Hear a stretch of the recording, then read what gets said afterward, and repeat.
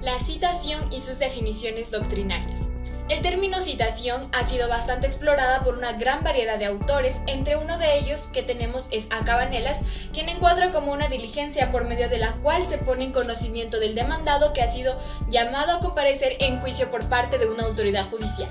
Es decir, es la diligencia por la cual se hace saber a una persona el llamamiento hecho de orden del juez. La acepción de citación es abordada por el COGEP, el cual nos menciona en la primera parte del artículo 53 la definición legal de la citación. Al respecto, de conformidad a lo establecido en el artículo 142 numeral 4 del COGEP, el cual determina los requisitos que debe contener una demanda, se establece que se deberá cumplir en el nivel inicial los nombres completos y la designación del lugar en que debe citarse a la o al demandado, además de dirección electrónica si se conoce, lo cual concuerda con lo establecido en el último inciso del artículo mencionado. Cabe mencionar que una de sus concordancias respecta al artículo 147 del Código Orgánico de la Función Judicial, mismo que nos trata sobre la validez y eficacia de los documentos electrónicos, especificando que tienen su respectiva validez siempre y cuando cumplan con los procedimientos establecidos en las leyes de la materia. En la práctica se verifica este particular por cuanto los jueces que conocen las demandas presentadas de acuerdo a la normativa del COGEP en los autos iniciales de calificación de demanda y en aquellos casos que se haya proporcionado la dirección de correo electrónico del demandado, se suele ordenar que se le haga conocer al demandado por este medio el extracto de la demanda y del auto inicial, de lo cual el secretario debe dejar constancia en el sistema sin perjuicio de la citación oficial que debe efectuarse. Entonces podemos decir en pocas palabras que la citación consiste en un acto por el cual se le hace saber a las partes procesales sobre el contenido de la demanda, un acto preparatorio dentro de un proceso para que comparezca ante la autoridad judicial correspondiente a ejercer su derecho a la defensa. La citación puede hacerse en diversas formas previstas por la ley, como son en persona, por boletas, por publicación en uno de los medios de comunicación y de forma telemática a través del sistema de notificaciones electrónicas, también conocida como CINE, a entidades del sector público, que lo especifica en el artículo 53.1, mismo que es administrado por la Dirección Nacional de Registro de Datos Públicos. Volviendo con la citación personal establecido en el artículo 54. A nuestro pensar, la forma más perfecta de efectuar la citación al demandado es hacerlo en persona, ya que de esta manera no queda duda de que se ha puesto en conocimiento del demandado respecto a un juicio o diligencia preparatoria iniciada en su contra, quedando a su libre albedrío decidir si comparece o no a juicio a defenderse. Artículo 55. Citación por boletas. Es importante mencionar que el citador está en la obligación legal de cerciorarse de que el lugar donde va a practicar la diligencia de citación sea el domicilio del demandado o sitio de trabajo en caso del representante legal de una persona jurídica o comerciante.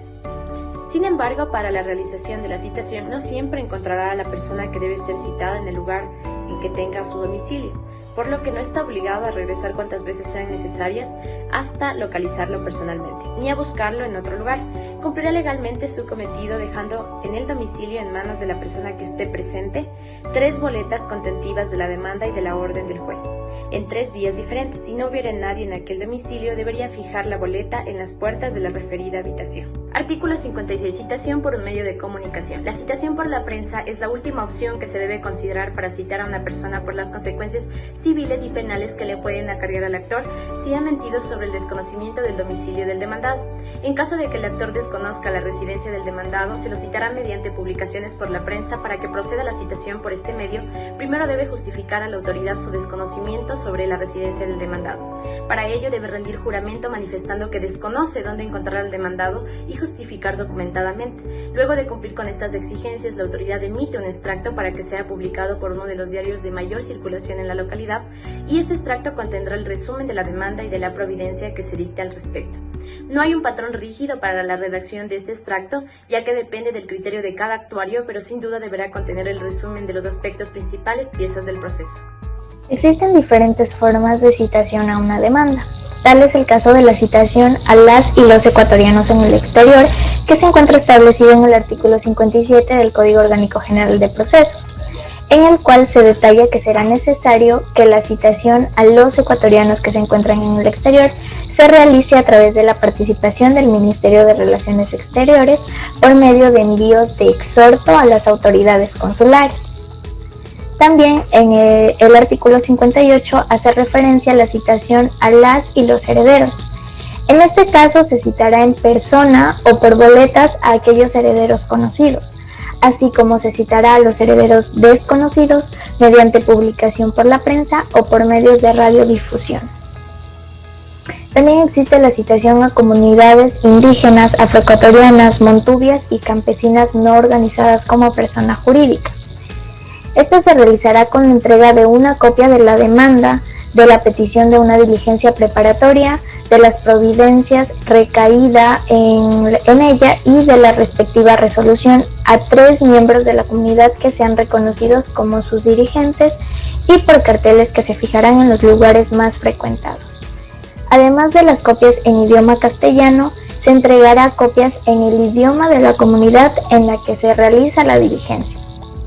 Por último, en el artículo 60 del COGEP, se dispone que para el caso de la citación al Procurador General del Estado se procederá de conformidad con la ley, es decir, con sujeción a las disposiciones de la Ley Orgánica de la Procuraduría General del Estado.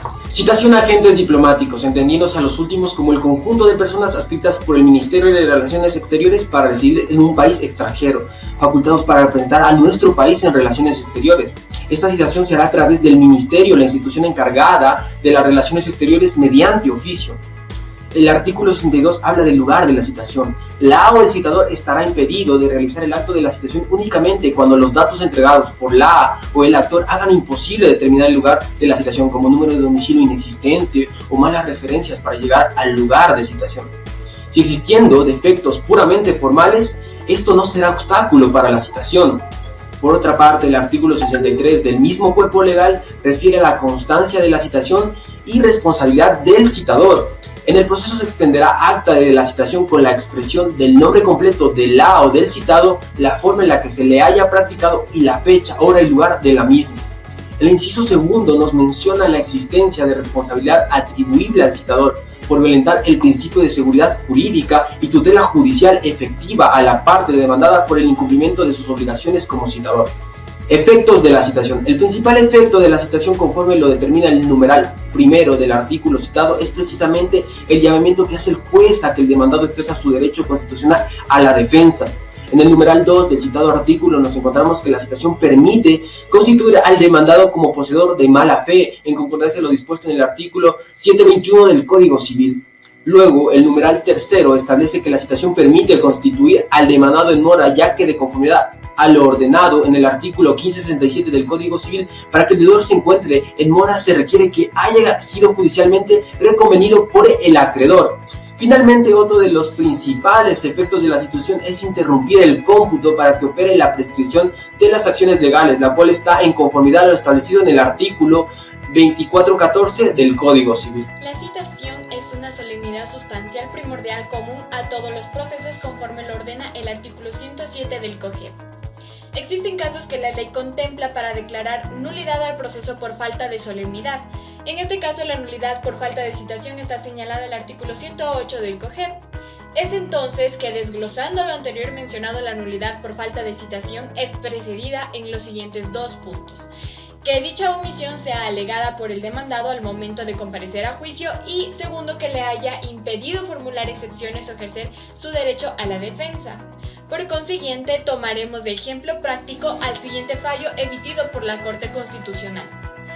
En el presente caso, la pretensión del legitimado activo se refiere a que se deje sin efecto la sentencia dictada por el juez del trabajo de Cotopaxi. Al criterio del legitimado, el señor Jaime Patricio Chiriboga Guerrero no fue citado en legal y debida forma con el contenido de la demanda laboral, razón por la cual se considera que se le privó de realizar un ejercicio real de sus derechos constitucionales, en particular del derecho a la defensa estipulado en el artículo 108 del COGEP, que es una causal para la nulidad por falta de citación, pues el funcionario citador entregó las 3 boletas al señor Freddy Alcibar, mecánico de la hacienda del demandado, por no estar presente el señor Chiriboga.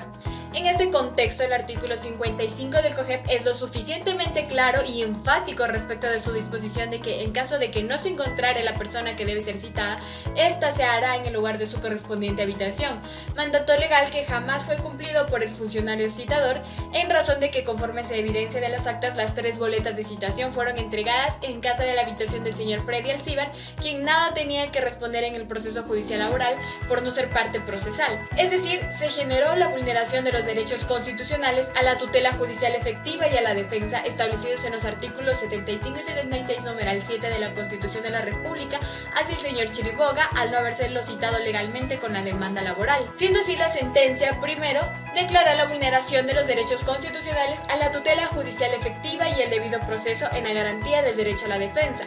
Segundo, la acción extraordinaria de protección. Y tercero, como medidas de reparación integral, se dispone dejar sin efecto la sentencia dictada por el juez del trabajo de Cotopaxi dentro del juicio laboral y retrotraer el proceso hasta el momento en que se verifica la vulneración de los derechos constitucionales antes mencionados.